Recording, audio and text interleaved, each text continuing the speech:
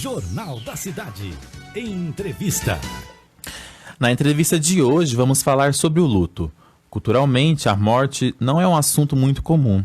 Muita gente a trata como algo distante e que não deve ser abordado. E isso faz com que, geralmente, quando alguma pessoa próxima morre, a dor seja um misto de sofrimento e desconhecimento. E para falar sobre como são as fases do luto, está aqui nos estúdios da Rádio Vinícola M, o psicólogo Fabrício Gregório. Bom dia, Fabrício. Bom dia. Seja muito bem-vindo e obrigado por atender o nosso convite. Muito obrigado, agradeço o convite, sempre estou à disposição. Fabrício, o luto é um assunto que as pessoas não gostam muito de falar, né? Por que é tão difícil a gente falar sobre o luto? O luto ele é um tabu, né? Como temos vários tabus na sociedade, o luto é mais um deles.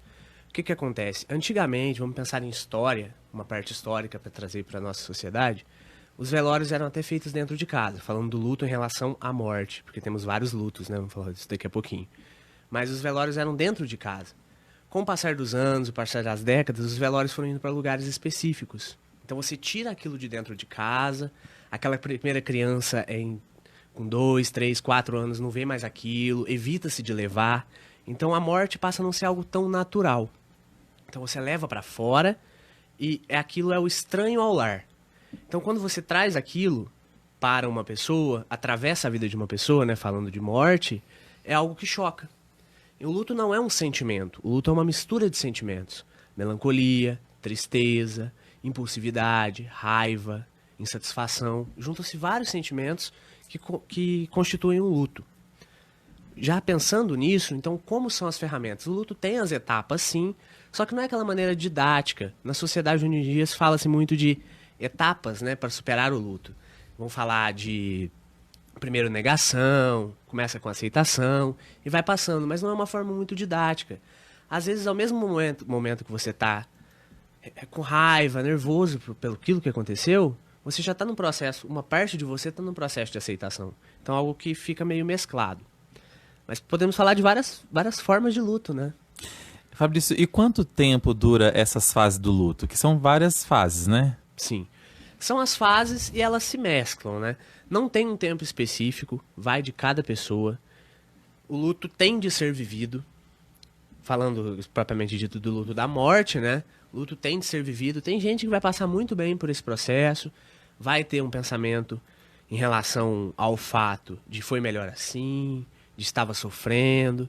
Pessoas vão pensar dessa forma. E o pensar que vai gerar o sofrimento. E quando a morte chega de surpresa? Atravessa Fabrício? a vida, né?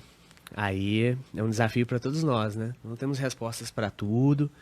É algo que vai levar a uma demanda muito grande, vai gerar sofrimento e é normal o sofrimento.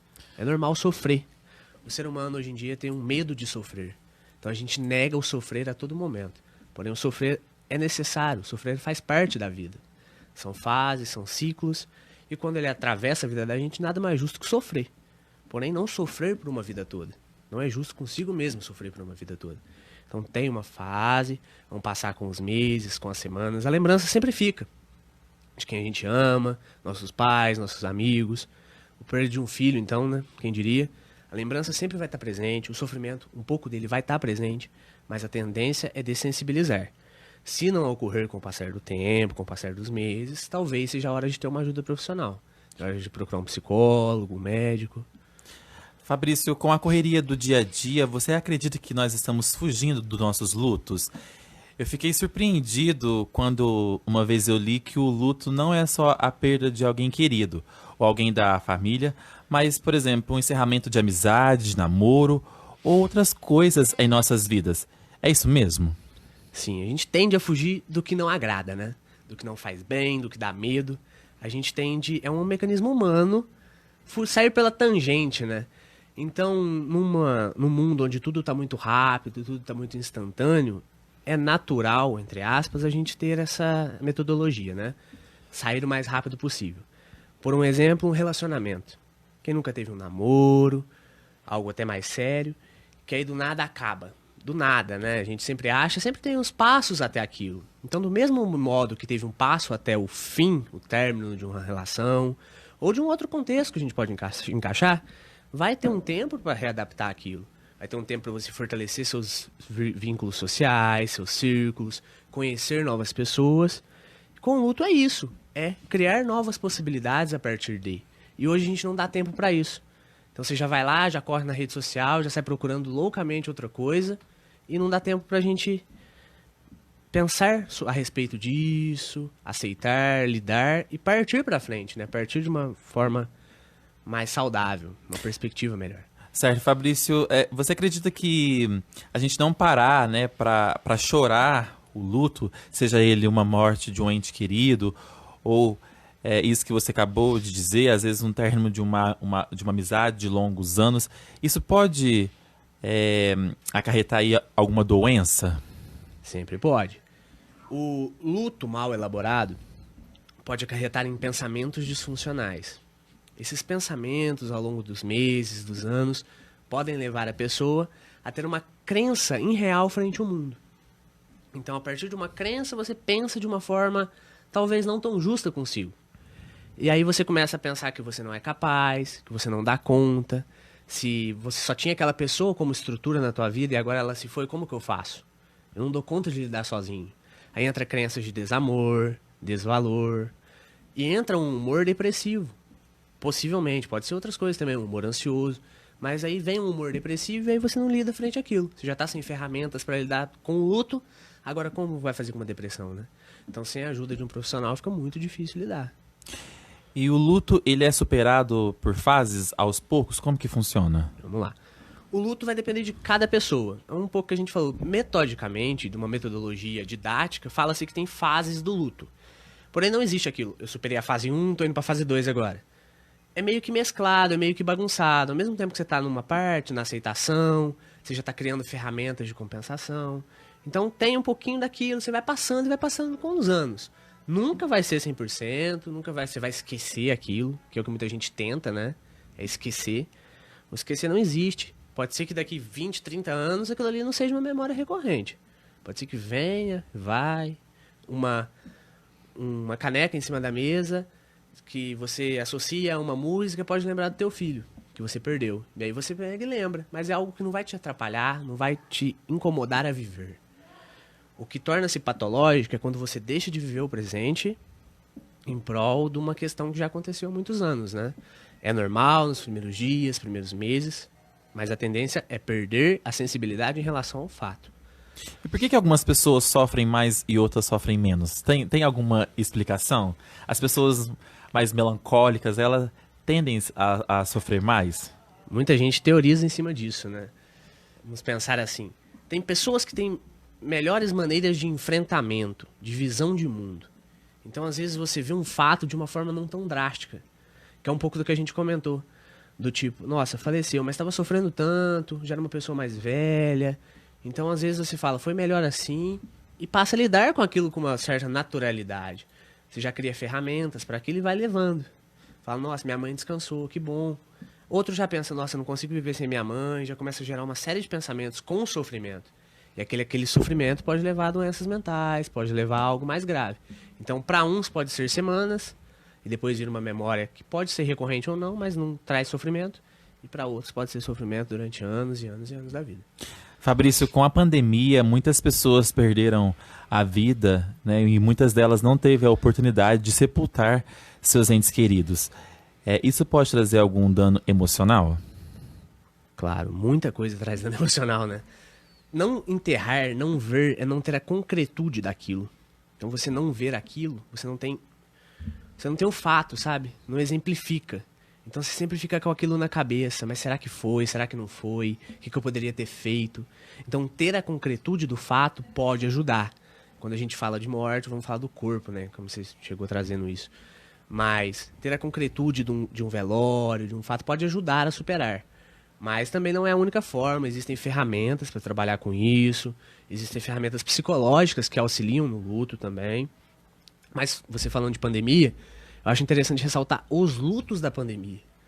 A gente pensa só na morte, não trazendo ela como algo que não tem valor, mas temos milhares de lutos da pandemia. A pessoa que talvez teve que ficar trancada dentro de casa 3, 4 meses, sem trabalho, sem saber como que ia ficar as coisas. É um luto em relação ao trabalho, é um luto em relação ao ser, por exemplo, demitido. Então, o que eu vou fazer da minha vida agora? Até porque Perdi com aqueles essas 20 anos, né? Até porque com essas pandemias, muitos sonhos foram adiados, projetos, pessoas foram demitidas do trabalho. Isso gera um certo luto na vida da pessoa. E a gente precisa chorar esse luto e viver esse luto. É isso mesmo, Fabrício? A gente precisa trabalhar em cima dele. Cada um vai ter sua ferramenta para trabalhar. Alguns vai ser chorar o luto, outros vai ser xingar o luto. Cada um vai ter seu modo. Cada um reage de uma maneira. Cada um reage de uma maneira. O ser humano não tem como medi-lo de uma forma estatística, falar, é assim que vai ser. Infelizmente, cada pessoa tem uma vivência, uma construção, cada pessoa entende a morte de uma forma.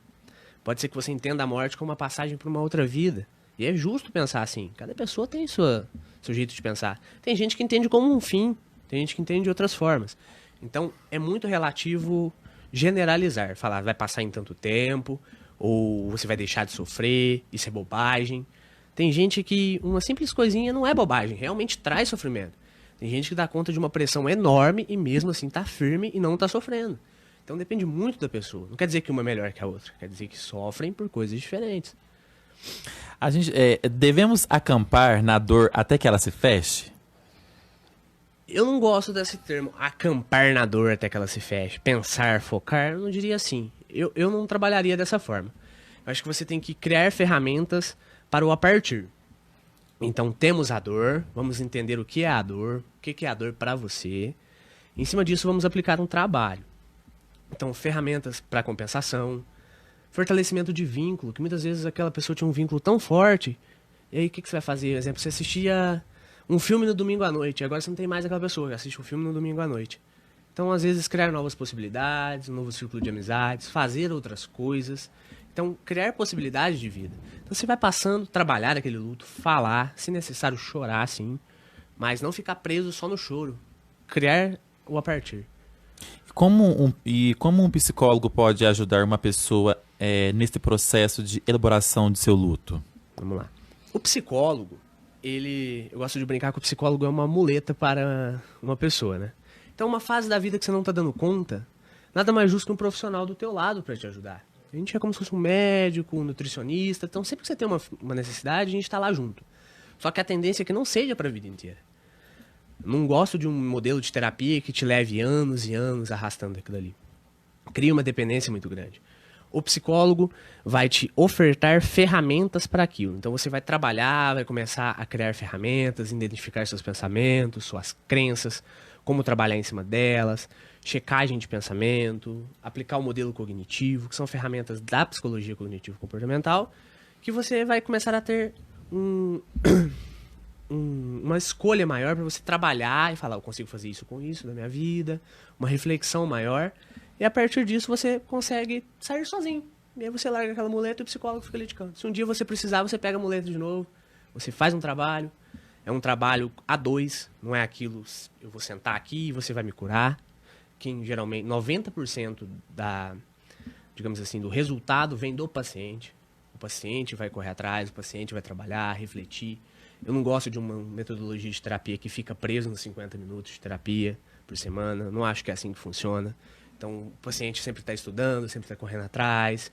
Então, é uma terapia mais conjunta, em prol de uma melhora, em prol de um autoconhecimento, em prol de várias questões. O que o paciente trazer pra gente. Se for o luto, vamos trabalhar o luto.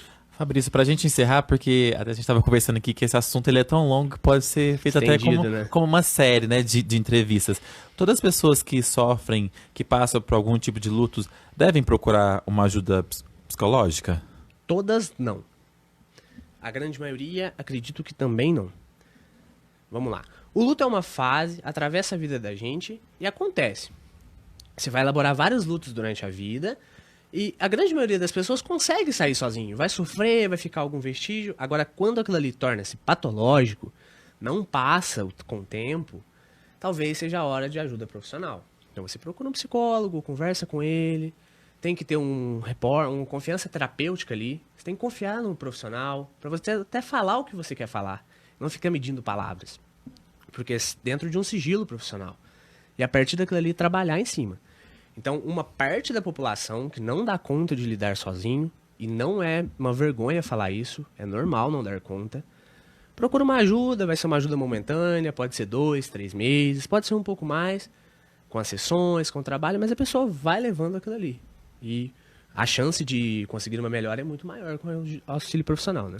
Tá certo. Fabrício, eu queria agradecer a sua presença aqui na Rádio Obrigado. Vinícola. Muito obrigado por atender o nosso convite e até uma próxima oportunidade. Obrigado, a gente aguarda uma próxima.